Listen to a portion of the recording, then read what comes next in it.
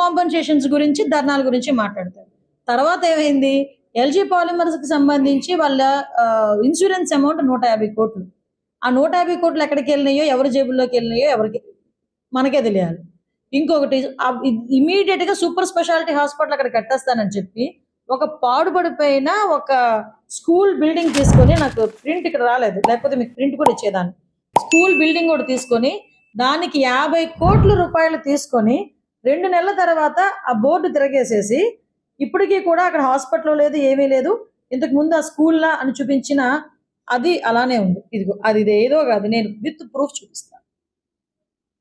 ఇది school building, old school building ని తీసుకొచ్చి హాస్పిటల్ కింద కన్వర్ట్ చేస్తున్నామని 2 బోర్డులు పెట్టి సూపర్ స్పెషాలిటీ హాస్పిటల్ అని 50 కోట్ల రూపాయలు, లిటరల్లీ 50 కోట్ల రూపాయలు తీసుకొని ఈ రోజుకి కూడా అక్కడ హాస్పిటల్ లేదు.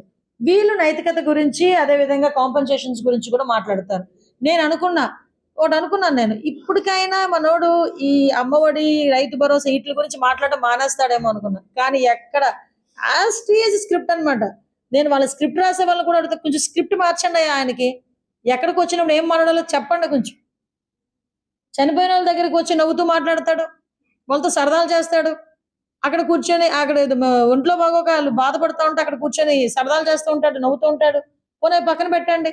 అది అయిపోయిన తర్వాత బయటకు వచ్చి నేను ఉండుంటే ఇది వచ్చేది, నేను ఉండుంటే అది వచ్చేది.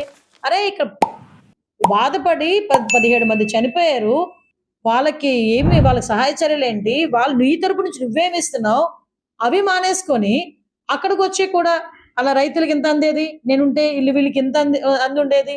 అన్నిటికన్నా కొసమరిపు ఏంటంటే ధర్నా. మీకు ఇవ్వకపోతే ధర్నా చేస్తాను.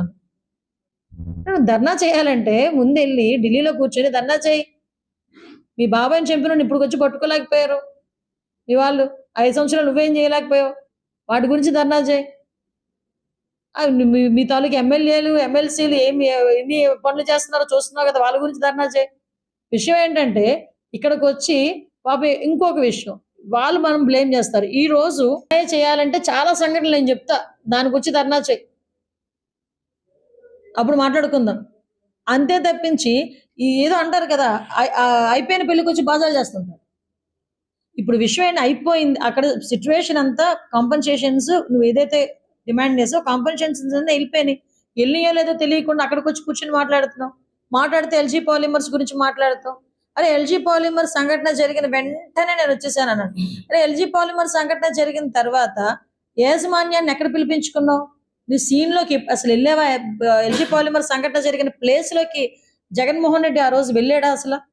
అసలు మీరు ఒకసారి ఆలోచన చేయండి.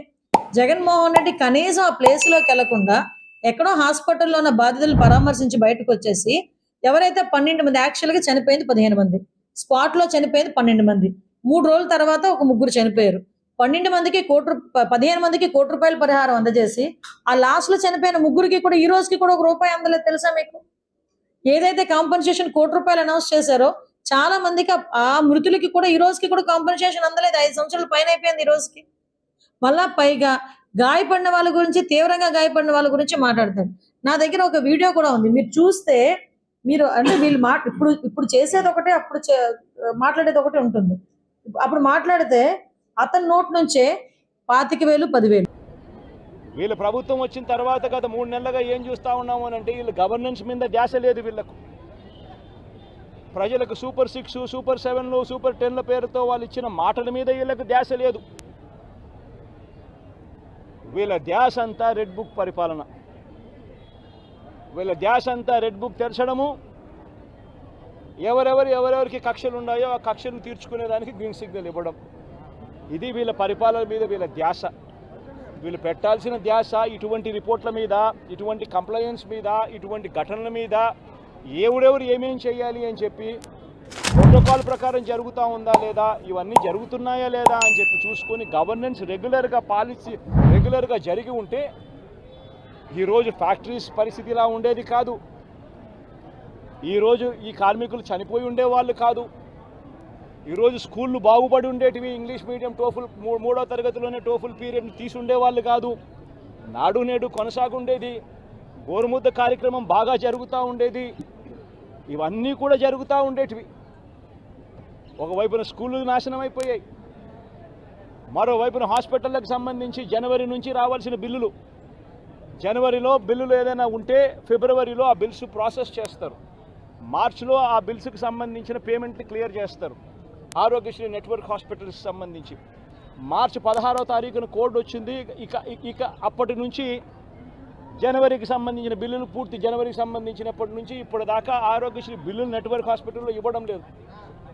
ఆరోగ్యశ్రీ హాస్పిటల్కు బిల్లులు రావడం లేదు కాబట్టి ఏ పేషెంట్ అయినా హాస్పిటల్కి పోతే ఆ హాస్పిటల్లో ఆ పేషెంట్ డబ్బులు లేక కట్టలేని పరిస్థితిలో, పేషెంట్ అధ్వానమైన పరిస్థితిలో బతుకుతూ ఉన్నాడు. పట్టించుకునే నాతుడు లేడు. పిల్లలకు సంబంధించిన ఫీజు రీయింబర్స్మెంట్ అనే కార్యక్రమం గతంలో వైఎస్ఆర్సీపీ ఉన్నప్పుడు ఏ రకంగా జరిగేది? ప్రతి 3 నెలలకు ఒకసారి, ప్రతి త్రైమాసికం అయిపోయిన వెంటనే, ఆ త్రైమాసికం అయిపోయిన వెంటనే ఫీజు రీయింబర్స్మెంట్ కింద విద్యా దీవెన అన్నది ఆ తల్లుల ఖాతాల్లోకి జమ అయ్యేది. ఈరోజు 2 క్వార్టర్స్ అయిపోయాయి, 2 త్రైమాసికాలు అయిపోయాయి. జనవరి, ఫిబ్రవరి, మార్చు, ఏప్రిల్, మే, జూను. ఇప్పుడు 3వ త్రైమాసికం కూడా జూలై, ఆగస్ట్, సెప్టెంబర్ కూడా అయిపోవస్తూ ఉంది దాదాపుగా. ఇంతవరకు పిల్లలకు సంబంధించిన ఫీజు రీయింబర్స్మెంట్ బకాయిలు ఇంతవరకు రూపాయి కూడా ఇవ్వాల. పిల్లల్ని ఈరోజు కాలేజీలలో చేరేటప్పుడు కాలేజీ యాజమాన్యాలు ప్రభుత్వం ఎప్పుడు ఇస్తుందో తెలియదు, ఇస్తుందో లేదో తెలియదు, మీరు ఫీజులు కట్టాల్సిందే అని చెప్పి ఒకవైపున ఫీజులు డిమాండ్ చేస్తూ ఉన్నాయి కాలేజీ యాజమాన్యాలు. మరోవైపున పిల్లలకు సర్టిఫికెట్లు మీరు ఫీజులు కట్టకపోతే అని చెప్పి పిల్లల మీద ఒత్తిడి తీసుకొస్తూ ఉన్నాయి కాలేజీలు. పట్టించుకునే పరిస్థితి